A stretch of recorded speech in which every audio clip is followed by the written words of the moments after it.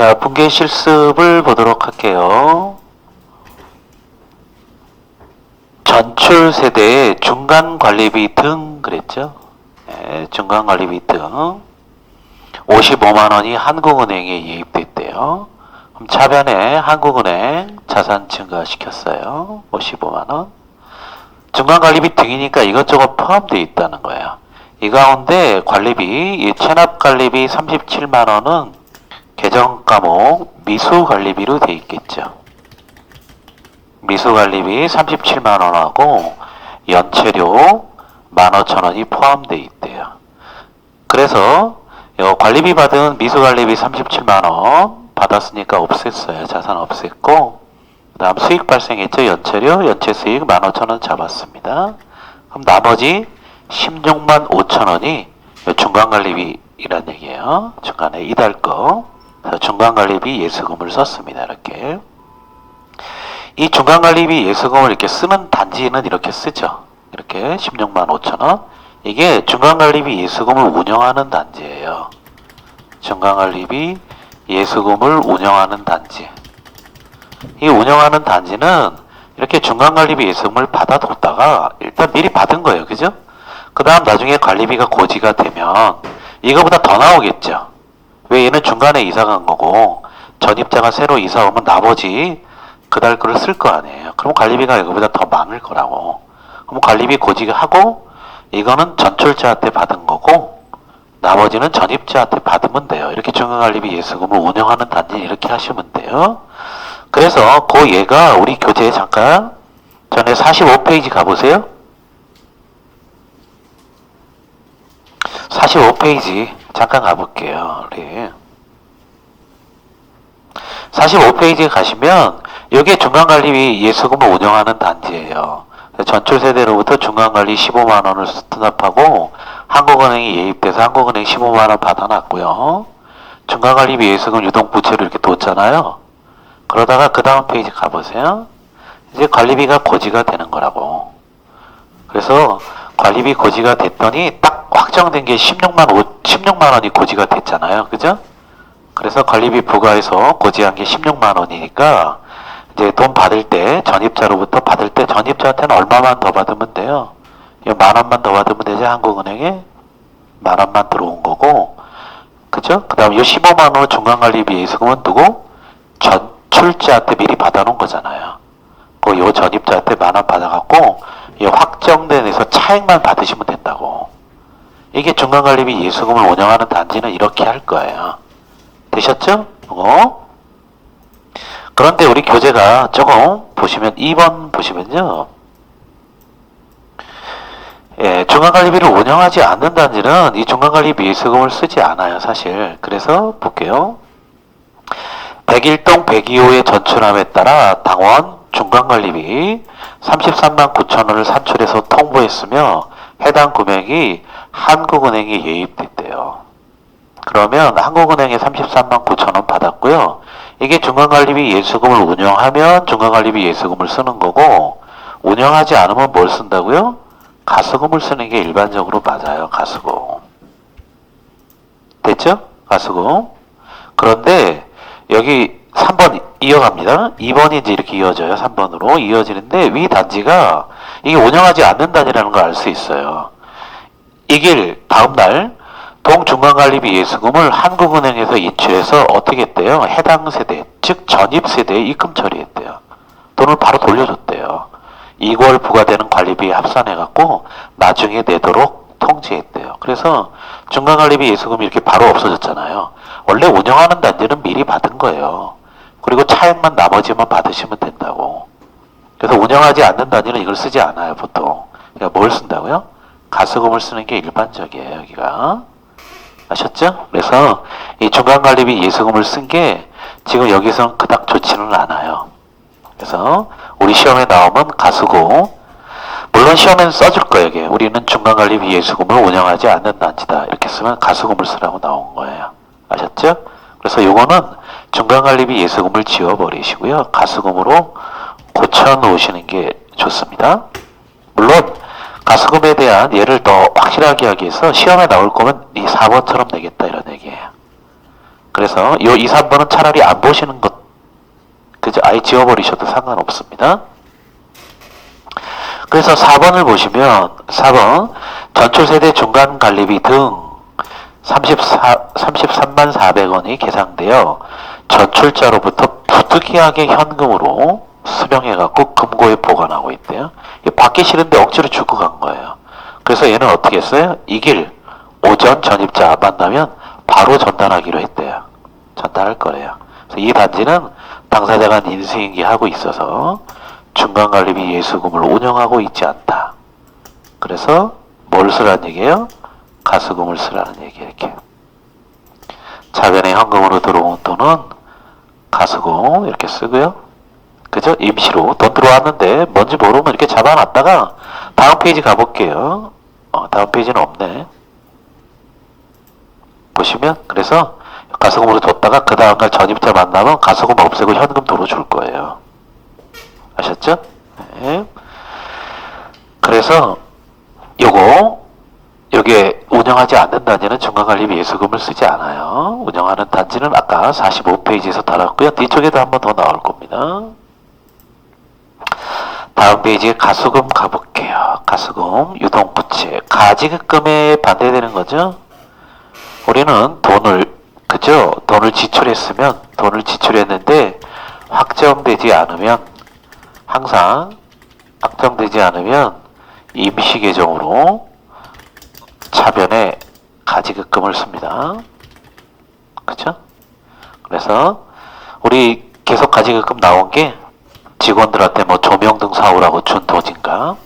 그쵸? 아니면 직원들 급여를 미리 가불해줬거나 이러면 가지급금을 쓰는 거예요. 근데 반대로 가수금은 반대 상황이죠.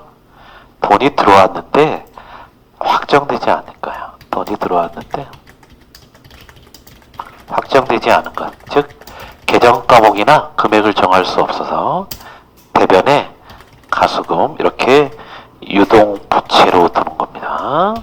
유동부채로. 가지급금은 유동자산일 거고요. 당연히 유동자산일 거고 나올 때마다 계속 쓰고 있습니다. 자, 가수금 볼게요. 기속할 가액보다 과다한 수입액, 돈이 많이 들어왔다는 거죠. 처리 계정이 미확정돼서 일시적으로 자금의 수입액. 구체적으로 관리비 과원납금. 그렇죠.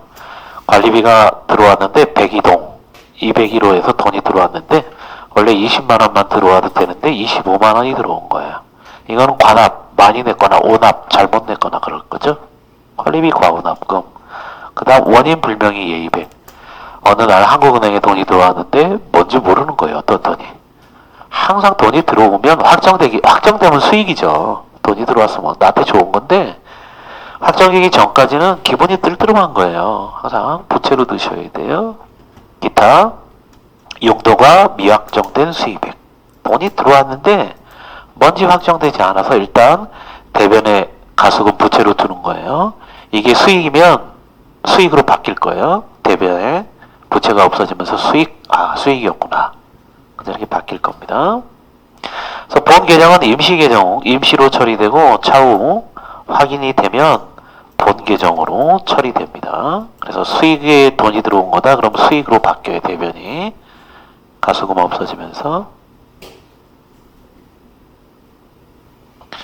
자, 그 다음 분계 실습에 이 검침대행 수수료 얘기가 또 나오고 있네요. 이것도 볼게요. 실무적인 얘기가 있어서. 저넓은 검침대행 수수료 명목으로 한전으로부터 8만원이 한국은행에 입금됐대요. 한국은행에 돈이 들어왔으니까 일단 차변에 잡았어요. 자산 증가시켰습니다. 그럼 대변에 이걸 뭘로 잡느냐? 이 둘 중에 하나예요. 이게. 그래서 단 이 단지는 검침 대행 수수료를 모두 기전실 직원에게 지급하는 것으로 약정되어 있어서 검침 수익으로 처지 않고 가수 처리하기로 했대요. 임시로 그냥 가수금으로 잡아놨다는 겁니다. 그래서 가수금 잡아놨어요. 이거. 자, 검침 대행 수수료가 뭐예요? 검침 대행 수수료. 여기 써있네요. 우리 항상 한전이 전기료를 받을 수익자죠? 대상이죠? 검침은 원래 누가 해야 돼요? 한전이 나와서 해야 돼요. 한전이. 근데 검침을 한전이 나오지 않죠. 다 누가 해요? 그죠? 이 관리직 직원들이 이렇게 기전실 직원들이 특히 할 거예요. 담당자들이. 아니면 요즘은 자동 검침하죠. 요즘은 잘 돼 있어서 자동 검침으로 그죠? 하는 단지들도 이제 지능형 홈 네트워크 구축이 되고 이러면 자동 검침이 이루어지고 이럽니다. 여하튼 그 전까지는 가서 검침을 해야 할 거 아니야. 보고 그죠? 얼마 썼는지 그래서 전달하고 비교해갖고 빼갖고 얼마 사용했는지 확인해야 되잖아요. 세대별로. 그걸 직원들이 하잖아요. 기존 직원들이. 그래서 옛날에는 어떻게 했어요? 그럼 이 검침을 한전이 해야 될 일을 대신해 줬으니까 그 수수료를 한전에서 줘요. 보내준다고. 그럼 일을 누가 했어요? 기존실 직원들이 했죠.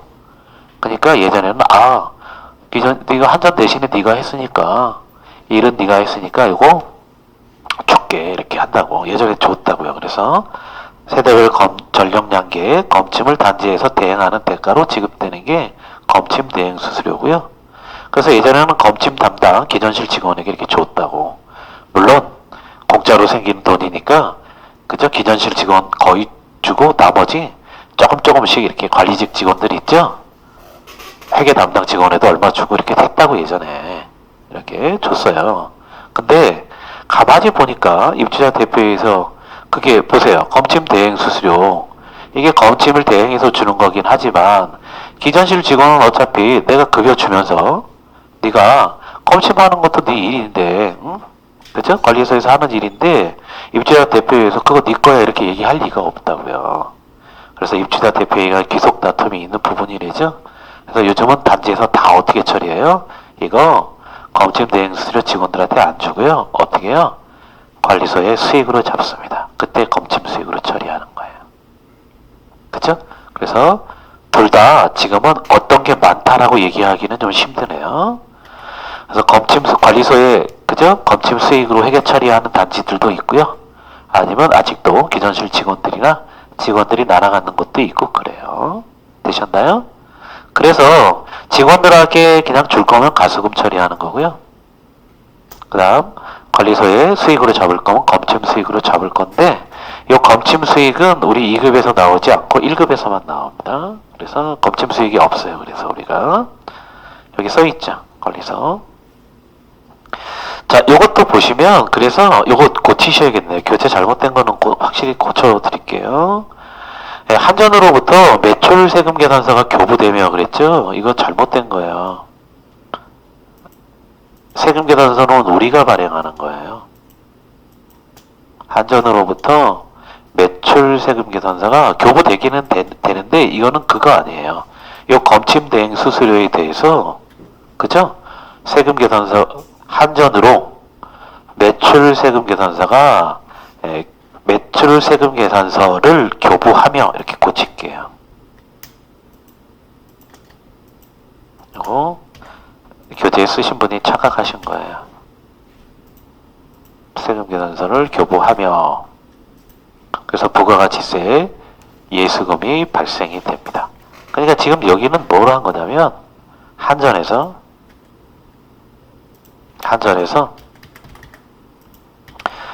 관리소로 검침 대행 수수료 주는 거죠. 뭐에 대한 대가예요? 이거 검침 대신 해줬다고 서비스 제공했잖아요. 여기 검침을 대행해 줬다고 이거에 대한 수수료를 주는 거라고요. 수수료. 검침 대행 수수료.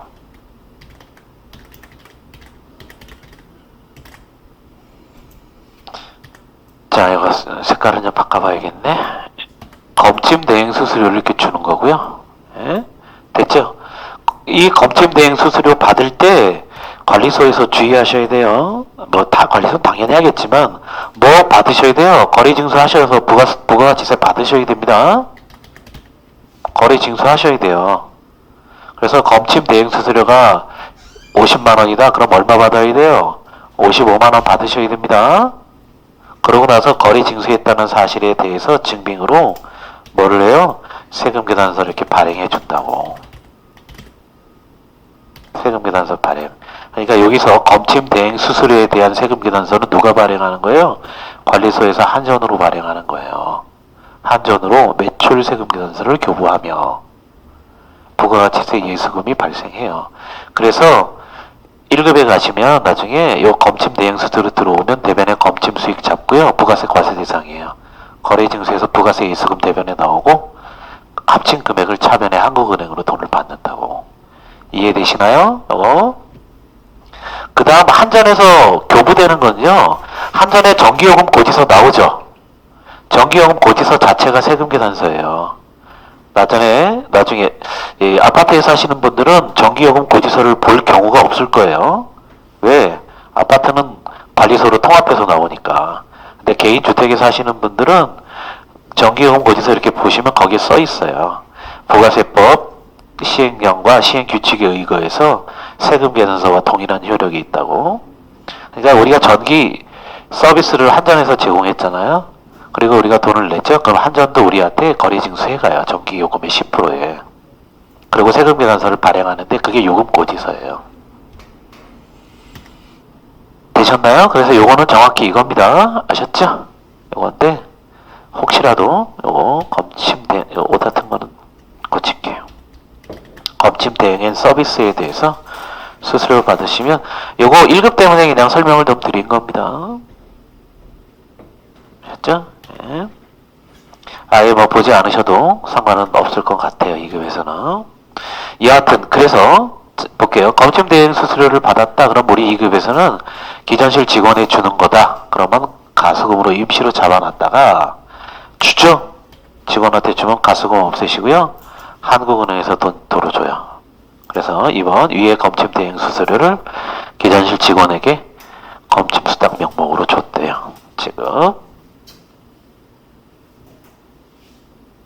근데 이게 옛날 방식이고 요즘은 입주자 대표회의가 그렇게 그죠 허술하지 않다고요. 요즘에. 그래서 다 들어온 돈은 다 수익으로 처리하고 부가세도 거래 징수하고요.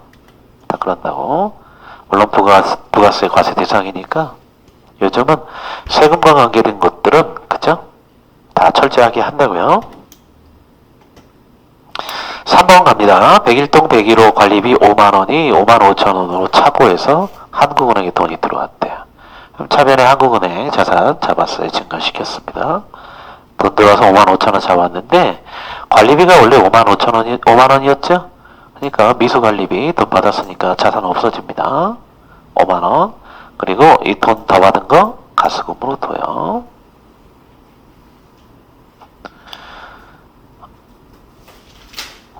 가수금으로 뒀다가 여기 교재 내용하고 실무하고 조금 다른 게 있어서 그 뒤쪽에서 얘기할 건데 이 가수금 5,000원 더 받았잖아요. 관리비를.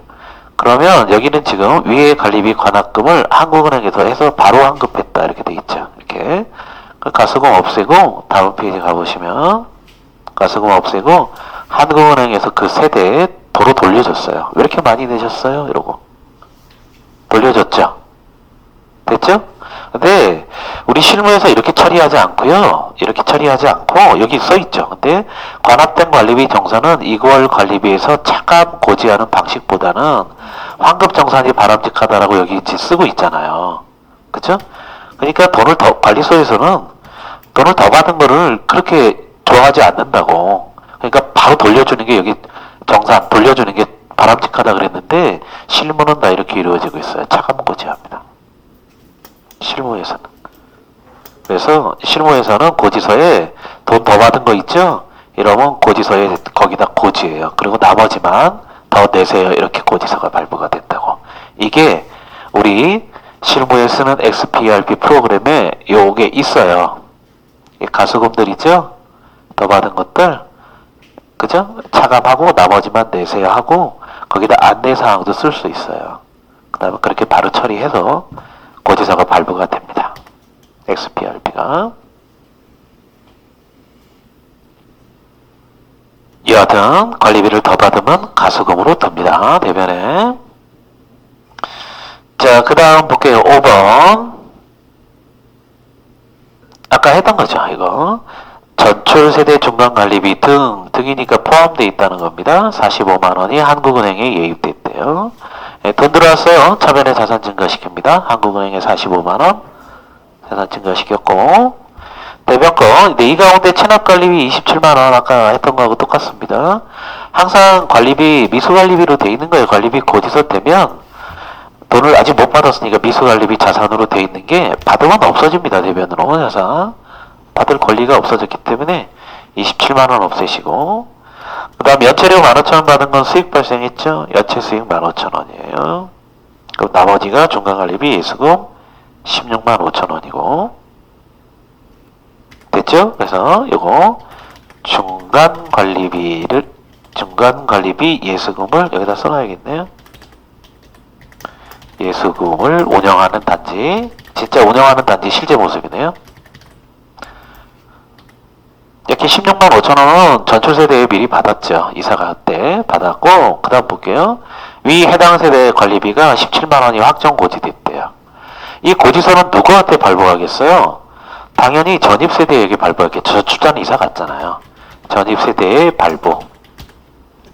그래서 전출세대로부터 벌써 16만 5천원 발부됐으니까 전입세대한테는 17만원짜리 발부하면서 거기에 쓰겠죠? 네. 차액은 5천원만 내시면 된다고. 그래서 부족의 5천원이 한국은행에 들어와서 정산된 겁니다. 그래서 한국은행에 들어온 돈, 한국은 5천원은 전입세대로부터 받은 관리비고요. 여기는 중간관리비 예수고, 이거는 전출세대로부터 받은 대상입니다. 물론 받을 때 중간관리비 예수금으로 뒀다가 관리비가 다 정산이 되면 없어지고, 이제 미수관리비, 고지된 미수관리비가 없어집니다. 관리비 다 받았으니까.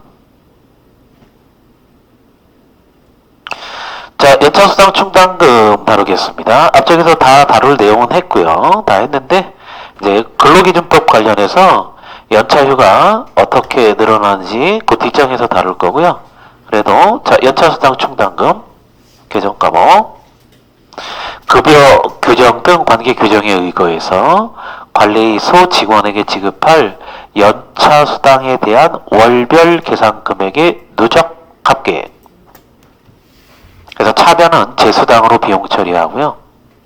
대변에 부과한 다음에 적립할 때 충당금으로 쭉 적립해 놨다가 실제 연차수당 지급할 때 1년이 지나고 미사용 연차일수에 해당하는 거 지급할 때 여기서 지급될 거예요. 적립해 놨으니까. 그래서 근로기준법에 의거하면 평균임금, 통상임금을 산출 기준으로 하고 있지만 일반적으로 통상임금을 기준으로 하는 경우가 많다 그랬는데, 요거 통상임금이 기준이에요. 일반적으로 법에는 통상임금으로 지급되도록 돼 있고요. 네, 평균임금으로도 할 수 있다 이렇게 돼 있습니다. 이 근로기준법이 개정이 되면서, 그죠? 개정된 지가 조금 됐죠. 몇 년 전에 개정되면서 이 평균임금하고 통상임금하고 이게 역전 현상이 일어났어요. 이게 법이 개정이 돼서 그런 게 아니라 대법원 판례 때문에. 이 대법원에서 판례를 기존의 법률하고 다르게 내리는 바람에 이게, 이것도 잠깐 얘기를 해보면 실무상으로 인사 쪽에서 요거 좀 기억을 알고 계시면 좋을 것 같아서 저거 써보면요. 그래도 설명을 좀 드려야 되는데, 예. 이게 평균임금의 역전 현상이라고 하는 게, 발생을 했어요. 이 용어를 좀 실무적으로 알고 계시면 좀 좋을 것 같고요. 뭐냐면 평균임금은 실제로 지급된 금액, 이걸 평균임금이에요. 근로자 등의, 그죠? 그 다음 통상임금은 근로기준법의 규정이 지급하기로 약정된 금액, 이게 통상임금이에요. 그래서 근로계약을 맺을 때 월 소정 근로시간, 근데 월 소정 근로시간이 일근제는 209시간이고 격일제 근무 8시간 기준으로 할 때 243시간이 월 소정 근로시간이에요. 그 근로시간에 대해서 한 달에 얼마 주기로 약정된 근로계약 맺은 금액, 이게 통상임금이라고. 되셨죠? 됐죠? 그래서 보통은 어느 게 커요? 당연히 평균임금이 큽니다. 이 통상임금에는 부정기적으로 지급되는 거 있죠. 이거는 통상임금에 포함되지 않아요. 그래서 일상적으로 그죠? 띄엄띄엄 뭐 명절이나 이럴 때 수당 주고 뭐 주고 그죠? 그 다음 얘가 일을 특별히 잘해서 특별상여금 주고 이렇게 부정기적으로 주는 거 있죠. 특히나 연장근로, 야간근로, 이 생산직 근로자 연장, 야간근로 쓰면 수당 나오잖아요. 수당 나오는 것도 정기적으로 야근하는 게 아니잖아요. 그러니까 통상임금으로 보지 않아요. 그래서 항상 통상임금보다 뭐가 커요? 평균임금이 크죠. 실제로. 이건 지급된 거니까 부정기적으로. 평균임금이 커요. 그래서 근로기준법에서 대법원 판례 마찬가지로 항상 이 연차수당 충당금 있죠. 근로기준법에는 연차휴가를 사용해야 되고 어떻게 사용하는지의 규정이 있을 뿐이지 연차휴가를 안 갔다 오면 수당으로 줘야 된다는 규정은 없어요. 법에는. 법에는 수당 주라는 법이 없어요. 근데 기존부터 대법원 판례에 의해서 법에 준하는 대법원 판례에 의해서 연차휴가를 안 갔다 오면 최소한 통상임금 이상의 수당을 계산해서 지급해야 된다는 대법원 판례 때문에 기업들은 연차수당을 지급해야 됩니다. 되셨죠? 규정들 얘기하는 거예요. 그런데 최근에 몇 년 전에 이 통상임금 있죠? 이거 대법원 판례가 바뀌었어요. 부정기적으로 치는 것도 있죠? 그것도 통상임금에 포함해 이렇게 바뀌는 바람에 평균임금보다 통상임금이 커지는 역전현상이 일어난 거예요. 얘보다 실제로 지급된 것보다 지급하기로 약정돼 있죠. 왜? 평균임금에 줄 때는 사실 월을 그저 개근하지 않고 띄엄띄엄 나오거나 이러면 줄어들 수도 있다고. 이게 평균 실제로 지급된 게 통상임금보다. 이런 역전현상이 일어나는 바람에 이게 막 섞여버렸어요. 그래서 자 지금 연차수당 쪽에서는 이제 보실 게 없지만 퇴직금에서는 자 퇴직금은 이건 법에 정해져 있어요. 근로자 퇴직급여 보장법에 퇴직금은 뭘로 계산하도록 돼 있냐면 평균임금으로 계산하도록 돼 있어요. 아시죠? 그러니까 둘 중에 평균임금이 크잖아요. 퇴직금은 평균임금으로 계산하도록 법에 돼 있어요. 그런데 거기에 법 규정이 뭐가 있냐면 평균임금보다 통상임금이 크다, 즉 평균임금이 적다. 그러면 이 통상임금으로 지급하라고 돼 있어요. 그러니까 둘 중에 큰 걸로 주라고 돼 있어요. 되셨나요? 그래서 퇴직금은 둘 중에 큰 걸로 준다. 기억하시고 기업들은 되도록이면 적은 걸로 주려고 하겠죠. 이거 연차수당은 퇴직금 나오고 근로기준법 얘기할 때 다시 정리를 좀 해드릴게요.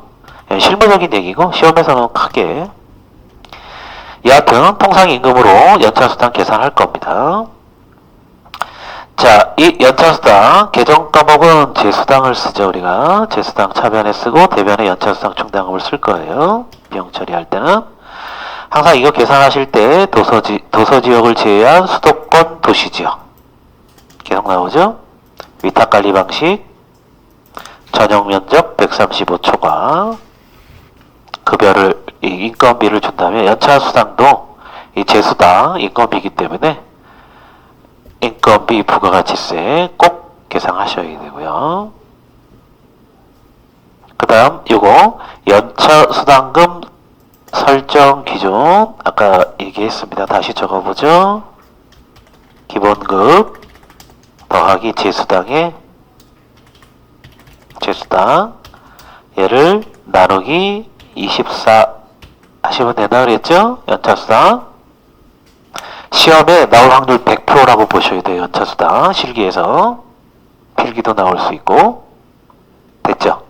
얘는 어려운 게 없어요. 기본급 제수당 주면 24 하시면 그리고 차변에 비용 처리하고 대변에 연차수당 충당금 하시면 돼요. 정립하시고 근데 거기 연차수당 지급 기준이 있죠? 이거 실제로 지급하는 겁니다. 즉 미사용 연차 휴가 일수만큼 계산해서 지급하는 거죠. 이거 복잡합니다. 그래서 이거 어디서 다룰 거예요? 실기교재에서 다루겠습니다. 실기교재에 챕터가 따로 있어요. 지금 여기서 설명을 안 드려요. 지금 설명드리면 여러분 내일부터 안 나오실 거예요. 그러니까 실기교재에서 할게요. 점점 이제 하나하나씩 조금씩 쌓여가죠. 예, 점점 해소되면 나중에 별게 안 남아요. 그때 요거 언제 다룰게요. 요거는 나중에 다룰 거다. 자, 그 뒤에 가시면, 뒤쪽에 가시면, 연차휴가 일수에 대한 근로기준법 규정이 좀 있는데, 여기, 아까 뒤에서 다룬다 그랬죠? 여기 얘기하면서 연차휴가 일수 따지는 거 해볼게요. 자, 근로기준법에 의해서 연차휴가는요, 근로기준법에 있는 규정입니다. 1년 만근 시, 1년을 만근하면 15일을 기본으로 3년 차부터 매 2년 만근을 했다 그러면 1일씩 가산해서요. 최대 적칠 25일 최대 적치일입니다. 이거 기억하셔야 돼요. 최대 적칠 25일. 그러면 이 규정이 법이 어렵잖아요. 항상 3년 차부터 2년 만근 1일 가산 이거 어떻게 되는 거야? 써볼게요. 연차휴가 규정이 어떻게 되어 있는지 여기다가 써볼게요. 연차 유급휴가. 자, 쭉 써봅니다. 1년 미만자는 연차휴가가 없냐? 있어요. 이제 들어온 지 1년이 안 됐죠? 연차휴가 있어요. 언제 생겨요? 1개월을 개근하면 생겨요. 1개월 개근. 개근 시, 그죠? 하루. 한 달에 하루씩. 1개월 개근하면 1일 연차휴가를 줍니다. 법 규정입니다. 이거 생긴 지 엄청 오래됐어요. 그래서 예전에 잘 모르시는 분들은 이걸 월차라고 불렀어요. 월차라는 개념은 용어는 없는데, 그래서 한 달, 1년 안 되면 한 달 근무하면 하루 생기죠. 그래서 1년 미만까지는 11개월 열심히 일하면 11개가 생기겠죠. 그래서 최대 몇 개 생겨요? 최대 11일까지 돼요. 그러니까 1년 미만 근무자들은 연차휴가 한 달 개근하면, 개근입니다. 개근 다 나오면 한 달 하루 생겨요. 그러면 한 달 개근한 다음에 하루 쓸 수 있어요. 되셨죠? 1년 미만. 그 다음 이제 1년을 만근했어요. 1년 만근. 자, 2년 만근부터 쭉 써볼게요. 2년 만근, 3년 만근, 4년 만근. 나중에 계산하시려면 연차수당 실제로 계산할 때 이거 써야 되니까 5년 만근, 6년 만근, 7년 만근까지 일단 써보고요. 이게 어떻게 플러스가 되냐면 2년 만근 시마다 3년 차부터 2년 만근 시까지는 여기 15일이에요.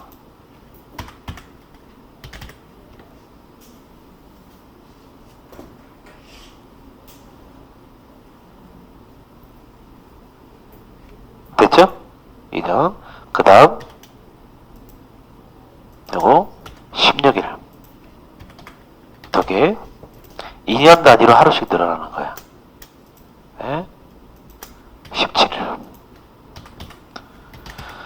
그래서 계산이 되니까 이렇게 여기 시험 문제에 요거 연차수당 계산하실 때 그죠? 얼마 그죠? 만근했는지를 보세요. 3년 차부터 2년 만근시니까 이렇게 그래서 1년 지났다 15일 그죠? 2년 차에 1년 지나면 15일입니다. 그 다음 2년 15일입니다. 그러다 3년 만근을 했죠? 그러면 16일이 돼요. 그래서 2년 단위로 이렇게 늘어납니다. 아셨죠? 요 규정이 요거고요. 그러면 만근의 기준이 있잖아요. 만근이라 하면 개근이 아니에요. 소정 80% 이상 출근한 경우입니다. 법 규정에 근로기준법에서 만근이라 하면 80% 이상 출근한 경우를 얘기해요.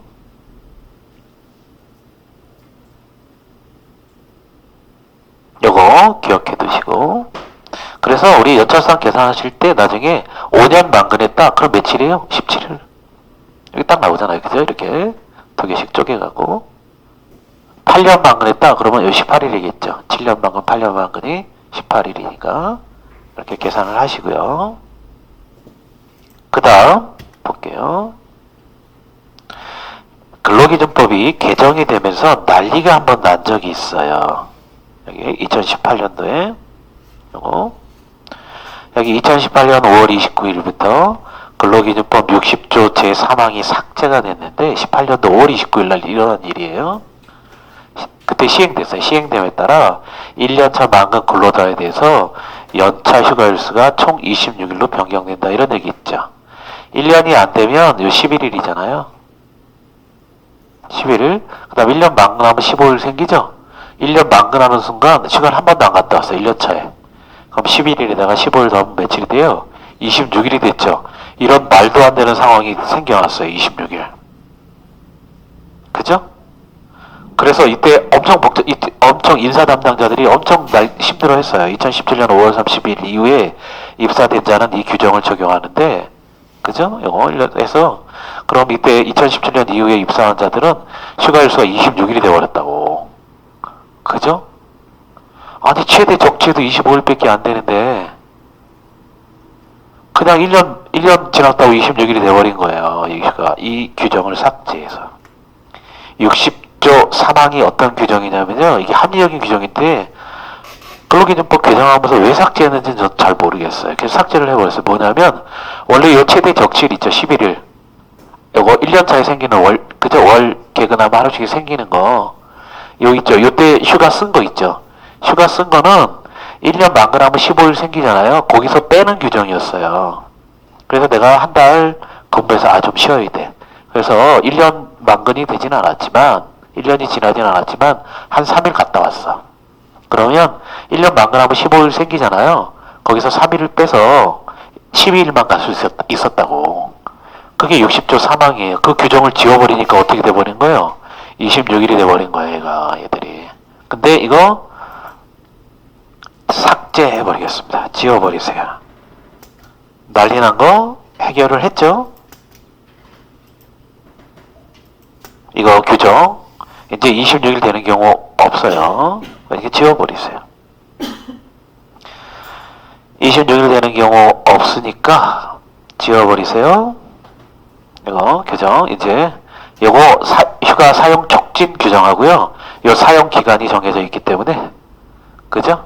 사용 기간이 1년 안으로 정해져 있기 때문에 이거 만근 되더라도 한 달 지나면 다 없어져 버려요. 그러니까 첫 달 근무한 거 있죠. 첫 달 한 달 개근했어. 그럼 바로 생기잖아요. 그게 그로부터 1년 후에요. 그러니까 이 15일 생기고 남은 그 바로 없어져 버려요. 그냥 이게 그냥 계속 없어진다고 1년이 지나면. 그러니까 여하튼 잘 모르셔도 요거 그냥 보지 마세요. 요 규정만 보겠습니다. 자, 그 밑에 있는 내용은 다 설명한 거니까 생략하시고요. 여기 실제 연차휴가 지급할 때 내용들이 조금씩 나오는데 그거 뒤쪽에서 할게요. 그냥 보지 마세요. 앞쪽에서 다룬 내용하고 안 보시는 게 좋을 것 같네요. 위에 있는 얘기를 똑같이 써놨고요. 그 다음 연차 수당 충당금 계산하는 것도 써져 있고 밑에 실제 연차휴가 줄 때 일근자하고 격일제 근로에서 다르게 계산한다. 이거 뒤에서 할 거니까 보지 마세요. 분계실습 가보겠습니다. 자치관리단지 딱 나오면 그죠? 편하네요. 인건비 부가가치세 계산하실 필요 없어요.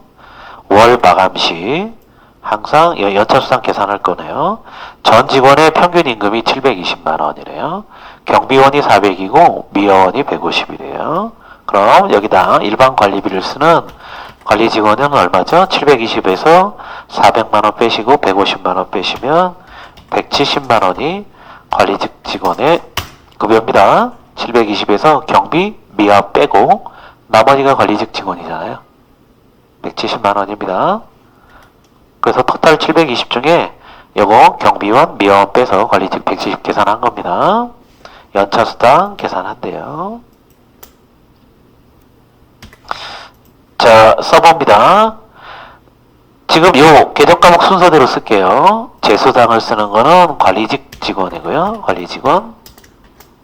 재수당 쓰잖아요. 관리직원. 연차수당 충당금. 170만 원이었죠? 예. 예, 나누기 그냥 슬러시로 쓸게요. 170만 원 나누기 24 하시면 얼마가 나오냐면 70833 점점점점이 나와요. 그러면 원단위에서 절상 이 직원들한테 지급되는 연차와 퇴직금은 무조건 올리는 거예요. 원단위를. 그래서 70840이 계산이 된 거예요. 70840. 그 다음 청소비가 나오니까 청소원 계산해 볼게요. 청소원 금액이 위에 청소원은 150만원 있죠. 미원 150만원.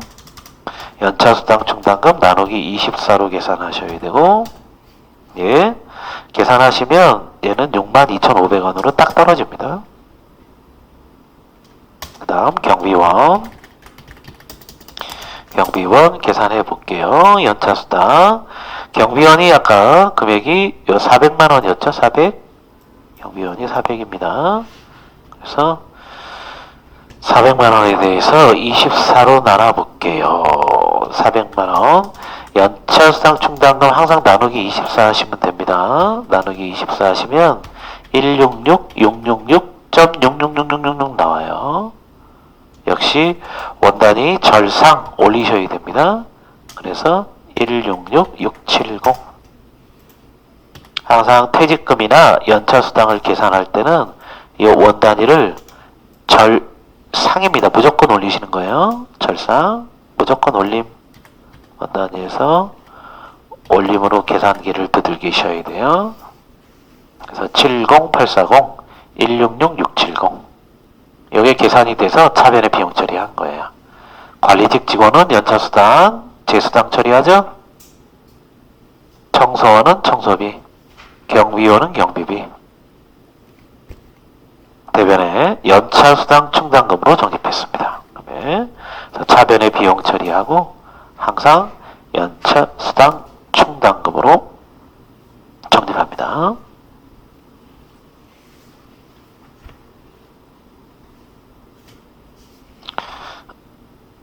자, 다음 페이지 가시면 연차 수당 사출 기준인데 얘도 그냥 안 보고 넘어갈게요. 그냥 써놓으면 이거 연차 수당 실제 지급 시 얘기를 써놓은 건데, 연차 수당 실제로 지급할 때 통상임금을 기준으로 하고 있지만 취업규칙이 통상임금이나 평균인데 다 가능하고 격일제와 일근제 따로 따지고 소정근로시간 그래서 따로 계산해야 되고 복잡하니까 이거 어디에 있어요? 우리 교재는 실기교재에 있습니다. 실기교재에 챕터가 따로 마련되어 있어요. 그때 다루겠습니다. 2번 가볼게요. 동계연습. 자, 여기에서 이런 게 나오네요. 전용 면적 136제곱미터고 서울지역 도시지역이죠. 위탁관리단지. 이렇게 나온다고 해서 무조건 인건비 부가가치세 계산하시면 안 돼요. 인건비 부가가치세는 언제 계산하? 여기 있죠. 인건비 부가가치세는 충당금 설정 시 이미 처리됐다 이렇게 돼 있죠. 즉 인건비 부가가치세는 언제 계산하는 거라고 항상 다시 씁니다. 차변에 인건비 비용 처리할 때입니다. 인건비 요 비용 처리할 때 계산하는 거예요. 인건비 부가가치세. 즉 연차수당은 연차수당 충당금 적립할 때죠. 연차수당 재수당으로 비용 처리하니까 급여 줄 때, 사업주 4대 보험 복리후생비 처리할 때, 연차수당 적립하는 재수당 쓸 때, 퇴직급여 충당금 충당할 때, 이때 4번이에요. 4번. 그래서 요거 보시면 이거는 연차수당 계속 적립해서 비용 처리는 벌써 끝난 거고요. 이 적립해놨던 것이 연차수당 지급사유가 발생을 해서 당월에 지급사유가 발생한 연차수당 30만원을 계산해서 실제로 지급할 때입니다. 아셨죠? 그러니까 연차수당 충당금 전에 비용 처리하고 적립해놨잖아요. 그거 쓰는 거라고요. 30만원 한국은행에서 돈을 줬어요. 그러니까 여기 벌써 인건비 부가가치세는 벌써 계산이 끝난 겁니다.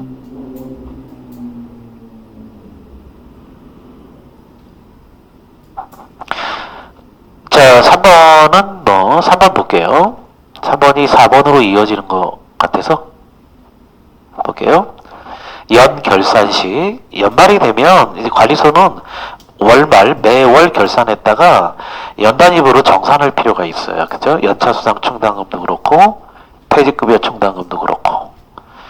그래서 연결산시 기존실 직원의 연차수당 충당금이 봤더니 연차수가 다 지급했는데 남는데요. 그죠? 설정이 60만 원이 과다 계산됐대요. 남는다는 얘기죠. 판명돼서 어떻게 하겠대? 이렇게 남으면 문제가 별로 크지는 않다 그랬죠? 그 다음 연도에 연차수당 충당할 때 요만큼 덜 하시면 돼요. 그죠? 벌써 충당해 놓은 게 있잖아요.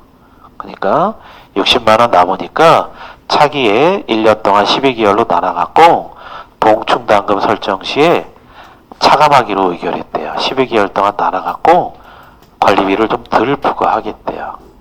그래서 여기다 계산기를 두들겨 보시면 60만 원을 12개월로 나누시면 한 달에 얼마씩?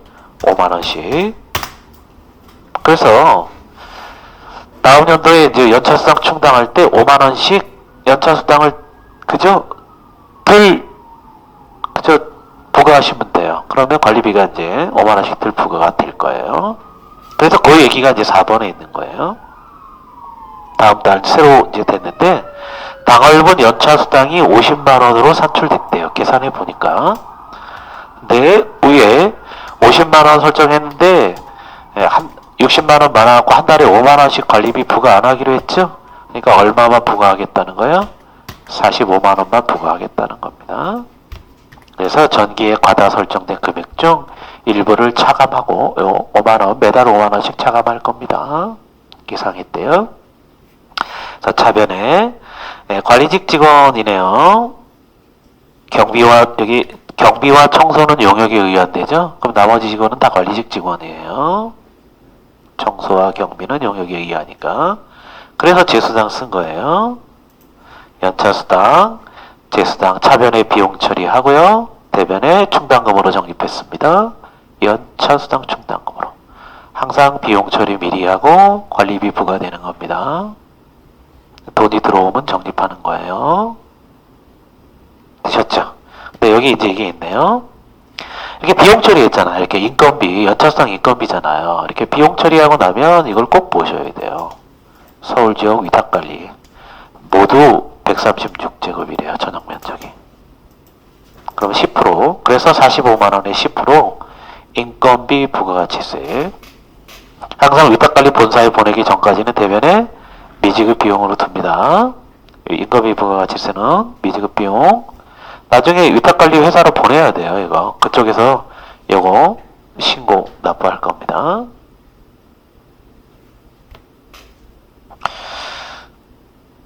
자, 쉬는 시간 역시 가지시고요. 쉬는 시간 가지시고